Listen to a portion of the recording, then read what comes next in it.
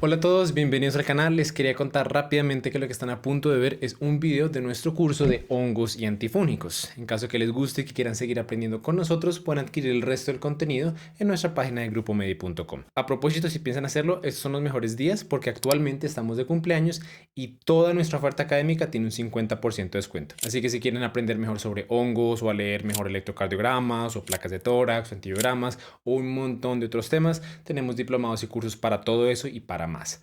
Eso sí, quedan muy pocos días, así que no pierdan la oportunidad. Link en la descripción. No entiendo ni papa. ¿Santi? ¿Todo bien? No, estoy más confundido. ¿Por qué? ¿Qué pasó? Lo que pasa es que estoy intentando aprender sobre hongos, ¿cierto? Vamos a comenzar el curso en unos días y nada, quería llegar preparado, pero literalmente me meto a la página y lo primero, ni siquiera me han dicho qué carajos es un hongo y ya me están hablando de que dice que micelio, pseudohifas, ascas, macrosifonado, cenocítico. No, ¿qué es esa vaina? Ok, sí, esos términos son súper cansones al principio. Pero, ¿sabes? Una vez uno los entiende un poco, se da cuenta que en realidad no son tan complejos. A ver, explícame tú si eres tan bueno entonces. Ok, a ver, déjame verlos. ¿Qué dice aquí? Hifas, micelios, pseudohifas y pseudomicelios. Bueno, estos no son tan enredados. Para entender estos cuatro términos, lo primero que uno tiene que recordar es que los hongos pueden adoptar como dos tipos diferentes de formas, ¿verdad? Están por un lado las formas unicelulares, las levaduras, que se ven como células cada una por su lado. De vez en cuando se pueden juntar, se pueden como estar pegadas, eso ya te lo explicaré un poquito más adelante y importa por una razón, pero en general sí, son células individuales. Y también están los filamentosos, ¿verdad? Que como indica su nombre, se componen de filamentos, como de ramitas. Y esas ramitas se ven así como una maraña de cosas, como una red. Entonces, ¿qué es lo que pasa? Si analizamos la forma de los filamentosos específicamente, nos vamos a dar cuenta de que, como estaba diciendo ahorita, cada uno se compone como de diferentes ramas, ¿cierto? Aquí voy a poner cada rama como con un color distinto. Entonces aquí, por ejemplo, hay una verde, una que sale por acá, otra que sale por acá, una amarilla, bueno, y hay un montón de ramas. Entonces, los micólogos, tal como hacen los médicos con muchas cosas, pensaron algún día, no le vamos a decir ramas, vamos a decirle un término algo más técnico, ¿cierto? En vez de, por ejemplo, los médicos hacemos eso con, por ejemplo, el idiopático, ¿no? Cuando decimos, no, es una etiología idiopática. ¿Qué quiere decir eso? No sabemos. Pero en vez de decir no sabemos, decimos es idiopático. Ellos hacen lo mismo. Entonces, en vez de decirles ramas, así como cualquier cosa, llegan y le dicen un nombre un poco más técnico, un término que viene del griego, que es hifas. Pero, ¿qué es una hifa? Es una rama. Es un segmento ramificado de un hongo filamentoso. Es cada una de estas cosas. Eso es una hifa. Y ya, no tiene más pierde. Eso es una hifa. El conjunto de todas las hifas, de todas las ramitas, le dicen micelio. Y algunas personas que se confunden con este nombre, porque dicen como, ¿cuál es la diferencia entre un hongo filamentoso y un micelio? Como no están hablando de lo mismo. Y más o menos la manera en la que yo lo terminé entendiendo es de la siguiente manera. Entonces, nosotros hablamos de los humanos, ¿cierto? Entonces, hay seres humanos. Y hablamos de que también hay cuerpos. Yo puedo decir, tú eres un humano, como una categoría. Tú eres un ser humano y tienes un cuerpo. Es algo parecido a que hay hongos, tal como hay seres humanos, y los cuerpos de los hongos son los micelios. Y aquí también creo que se puede hacer analogía con las hifas, ¿cierto? Así como una parte de tu cuerpo son, por ejemplo, tus brazos. Bueno, una parte del cuerpo, lo que constituye el cuerpo de los micelios, viene siendo las hifas. Ese viene siendo más o menos el símil. Ahora bien, donde la gente se enreda un poquito más es con la parte pseudohifas y pseudomicelios. Entonces, lo primero que uno tiene que entender para dominar esos conceptos es el prefijo pseudo. Siempre que tú veas pseudo en el nombre de lo que sea, te están hablando de que lo siguiente que va después de ese prefijo es a lo que se parece al original, pero no lo es exactamente. ¿Listo? Se parece al original, pero no lo es exactamente. Entonces aquí van a haber estructuras que se parecen a las hifas y se parecen a los micelios, pero no lo son realmente. Para comprender de dónde sale toda esta historia, lo primero que tenemos que entender es qué es lo que hace realmente que una hifa sea una hifa. Entonces, para eso, uno le hace un poquito de zoom. Aquí tenemos todas las marañas. Si yo cojo una de estas hifas y le hago zoom, lo que voy a ver es un montón de células unidas. Pero esas células tienen algo importantísimo Y es que no solo están pegadas, sino que están trabajando juntas como parte de un único organismo. Es decir, yo no tengo una célula aquí pegada con la otra y cada quien está funcionando por aparte. No, aquí todas están funcionando sincrónicamente, se pasan nutrientes, dirigen, mandan factores de un lado para otro para decir, ok, crezca por allá, haga por allá, cree, yo no sé, una estructura especializada por aquí. Trabajan como un único organismo. Eso lo hacen a través de unos poros que hay aquí o a través de otros tipos de conexiones especializadas. Pero lo importante es eso, trabajan como una unidad. Es lo que hace que una hifa sea una hifa verdadera. Bien, pero entonces, ¿qué es lo que pasa? En las levaduras, que como tú ya sabes son los hongos unicelulares, pues los hongos unicelulares, como cualquier ser vivo, como cualquier otro tipo de hongo, también se divide, también se replica. Esas son las características que caracteriza a los seres vivos. Entonces, este hongo se va a volver dos hongos. ¿Cómo va a ser eso? Hay muchos procesos. Uno de esos, por ejemplo, se llama gemación. En la gemación sale como una célula hija, aquí como en un ladito de la célula madre. Y a lo que puede comenzar a pasar es que esta célula se comienza a elongar. ¿Mm? Y no solo se comienza a elongar, sino que incluso antes de despegarse de la otra célula, de la célula madre, ella puede también sacarle su propia protuberancia, como su otra célula hija, como que la hija será una hija, y de esa hija puede salir otra hija, y cada una se puede ir estirando y estirando y estirando. Y tú terminas con algo que microscópicamente se ve algo así. Y tú comienzas a unir muchas de estas estructuras así, de las cuales tengo una célula y le salen varias y comienzan a salir, y multiplicas este proceso un montón de veces, lo que terminas teniendo como un poquito más alejado es una estructura que se ve algo así, como una rama, como un montón de hilos, como un filamentoso. Entonces, cada una de estas ramitas se ve precisamente como una hifa. ¿Cuál es la diferencia? Que estas células sí efectivamente están pegadas una con la otra, pero no están trabajando como una unidad. Nosotros sabemos que cada una de estas células es su propio organismo. Y aunque esté generando una estructura que se puede parecer mucho a una hifa verdadera, porque en realidad, como en el microscopio, diferenciar esto no es tan fácil, pero aunque se parezca mucho, sabemos que no están trabajando como un único organismo y por eso les decimos que son pseudo hifas. Esa es la gran diferencia. Ahora bien, el conjunto de todas las pseudohifas, pues ¿cómo le decimos? Pseudomicelio. Ok, sí, la verdad cuando lo explicas así tiene mucho más sentido. Pero a ver, estos de aquí, estos tampoco me quedaron claros. A ver, estos dicen macrosifonado, cenocítico, pigmentado de matiacio. Ok. Entonces, estas lo que son características para describir especialmente a los hongos, puntualmente a sus hifas y sus micelios.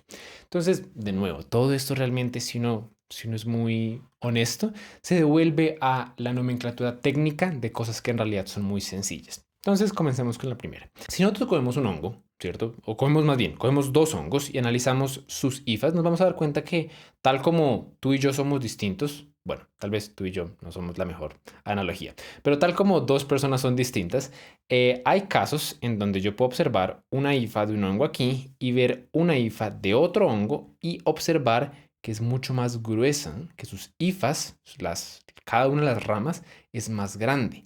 Bueno, la manera en la que nosotros denominamos eso en micología es macrosifonado. Cuando un hongo cuando sus hifas son muy gruesas, muy grandes, le decimos que tiene un micelio macrosifonado. ¿Qué quiere decir macrosifonado? Que sus hifas son gruesas y ya, punto, no tiene más pierde. Pero pues el nombre como que asusta y la gente no lo explica bien en las páginas ni los libros, entonces uno se enreda. Pero nada, es eso. También una manera en la que uno puede describir como una variedad que existe dentro de las hifas es que algunas de ellas son septadas y otras no. Entonces, ¿a qué me refiero con esto? Ahorita te estaba mostrando que una hifa básicamente es un montón de células pegadas una al lado de la otra funcionando de manera conjunta. A veces se pueden ver así, tal cual como estamos observando, donde hay como divisiones entre una célula y otra, aunque están pegadas y trabajan juntas y hay poros y comunicaciones, pues uno ve dónde comienza una célula y dónde acaba la otra. Y cada célula tiene su propio núcleo y toda la cosa y son separaditas, funcionan juntas pero están separaditas. Esto le decimos una hifa septada, que tiene claras divisiones entre una y la otra.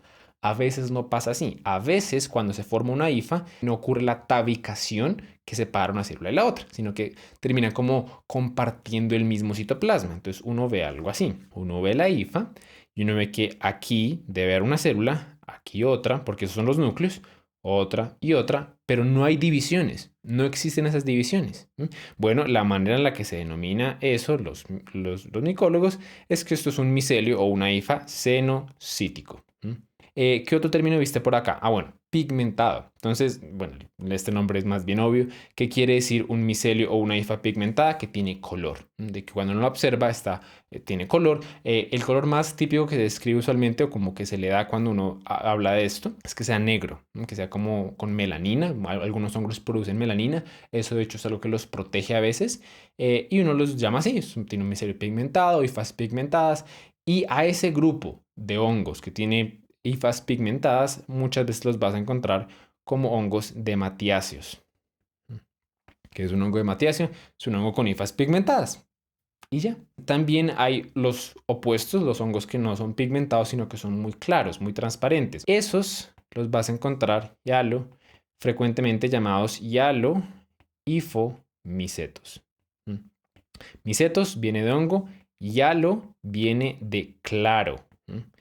Algo que es hialino es algo que es muy claro, muy transparente. Entonces un hialohifomiceto es un hongo que no tiene pigmentos y no necesariamente se ve transparente, pero pues no tiene los pigmentos. ¿Listo? Pero nada, hay muchos otros términos. De hecho, aquí cogiste 4, no sé si en el libro habían más, pero hay muchísimos para escribir. Así como tenemos muchas palabras para escribir altura, si alguien es gordito, flaco, si es alto, si es simétrico, asimétrico, lo mismo. Hay muchos términos técnicos para escribir los hongos. Pero lo que uno tiene que hacer no es memorizárselos todos así de corazón, sino nada, cuando uno está leyendo algo y uno encuentra un término que uno no entiende, uno va, busca, a veces ayuda mucho buscar la etimología de dónde vienen las palabras. Y con eso uno ya entiende, ok, aquí lo que me están diciendo es que el hongo se ve grande, se ve pequeño, se divide mucho, no se divide mucho, tiene las ramas en un ángulo específico o no, y ya, es eso. Ok, sí, eso también estaban más fáciles de lo que pensé. Pero hay unos que sí, definitivamente me perdí por completo y son estos de aquí. Ok.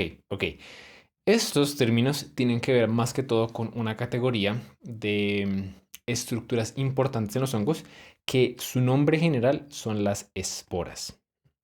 Entonces, hay dos maneras, hay dos como analogías que me gusta para explicar las esporas.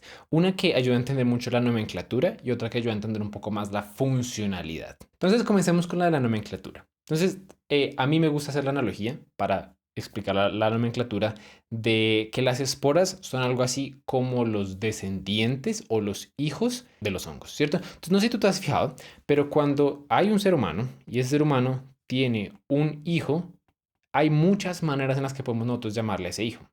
Entonces, por ejemplo, cuando ese hijo acaba de nacer y ha durado menos de un mes, no tiene menos de un mes de vida, le podemos decir neonato. En otros periodos de la vida le podemos decir infante o lo podemos llamar incluso de una manera más general. Le podemos decir simplemente bebé, le podemos decir, bueno, un montón de nombres se le dan y a veces esos nombres cambian dependiendo de la circunstancia, dependiendo de cuánto tiempo lleva vivo, cuánto tiempo, etcétera, etcétera, etcétera. Esto ya hay mucha nomenclatura para llamar a la descendencia, a los hijos, a los bebés, a los neonatos, a los infantes, etcétera, etcétera. Bueno, algo así parecido pasa en los hongos. En los hongos, el nombre general de la descendencia, de los hijos de los hongos, son las esporas. Ese es el nombre general, grande. ¿Qué es una espora? Es la descendencia, son los hijos de los hongos. Ahora bien, esa descendencia, como tal como pasa en nosotros, puede tener nombres distintos dependiendo de las condiciones. Entonces, por ejemplo, cuando esas esporas se producen de forma asexual, las llamamos conidias. Entonces, ¿qué es una conidia? Es una descendencia de un hongo, es un hijo de un hongo que fue producido de forma sexual. Mucha gente se confunde aquí como cómo un hongo puede reproducirse sexualmente. Sí, recordemos que el proceso de reproducción sexual no es lo mismo que en los humanos. Como la característica fundamental es simplemente que haya recombinación genética entre dos organismos separados. Eso es una reproducción sexual. Y los hongos efectivamente pueden hacer eso. Te suelto el datico. Pero sí, los hongos pueden hacer eso. Pero también ellos son independientes y empoderados y pueden reproducirse también de forma asexual. Ellos pueden simplemente tener una célula que de la nada decide que se va a dividir en dos. No necesita a nadie más, no necesita recombinarse con nadie más y simplemente se divide en dos. Y ya está. Eso fue todo. Hay ambas formas. Cuando ocurre esa reproducción de forma asexual, la descendencia, que digamos sería esta célula de aquí, porque sí, esta vendría llamándose una conidia. Y ya, eso es el término básico. ¿Dónde se enreda la gente? ¿Dónde se enreda el tema? De que hay múltiples formas, hay muchas formas de reproducción asexual. Entonces, por ejemplo, yo hace unos minutos estaba comentando una de ellas, que es la gemación. La gemación es cuando yo tengo una célula madre aquí y a esa célula madre le sale como una yema, que esa yema al principio sale chiquita, pero se va a volver su propio organismo, su propia célula. Esto de aquí, que es una forma de reproducción asexual, ya que no se está combinando con nadie más, eso vendría siendo una conidia, y ya que fue formada a través de gemación, y pongámosle el nombre, gemación, ya que formada esa forma, pues se le va a dar un prefijo especial que hace referencia a ese proceso de gemación, que es blasto. Entonces, ¿qué es una blastoconidia? Es una conidia, es decir, una descendencia de los hongos dada de forma sexual que fue producida a través de un proceso de gemación. Es una blastoconidia. Pero como te digo, hay múltiples mecanismos. Por ejemplo, otro mecanismo que existe en los hongos es que yo tengo aquí una estructura larga que de la nada se divide en dos o más pedazos. Entonces yo, por ejemplo, puedo tener aquí una única célula que a través de un proceso se comienza a dividir en varias células. En este caso, cada una de estas células que se acaba de producir, que termina siendo la descendencia, se llamaría una artroconidia. Que se da a través a través de este proceso de segmentación. Eso vendría siendo una artroconidia, una descendencia dada por un proceso de segmentación que se le da el prefijo de artro para saber que viene de ahí. Y hay un montón de nombres. Y de hecho, a veces incluso la nomenclatura se rompe un poquito porque a una conidia, algo que de verdad es una conidia, no se le llama conidia. Se le llama con el nombre general de espora. Eso a veces puede suceder. Por ejemplo, aquí tú tenías una de esas, que son las esporangiosporas. Entonces, ¿qué es una esporangiospora? Bueno, entonces, a veces en las hifas, en los micelios, yo tengo aquí una red, ¿cierto? Y de una de esas hifas puede comenzar a salir una estructura especializada que se llama un esporangio. Esporangio es una cosa bellísima, es como, haz de cuenta como si tú tienes aquí tu hifa y sale algo así como un árbol. Y en ese árbol hay como un saquito en donde van a comenzar a dividirse y a comenzar a formarse un montón de conidias, un montón de esporas, adentro de esa estructura que, como te estoy diciendo, se llama el esporangio.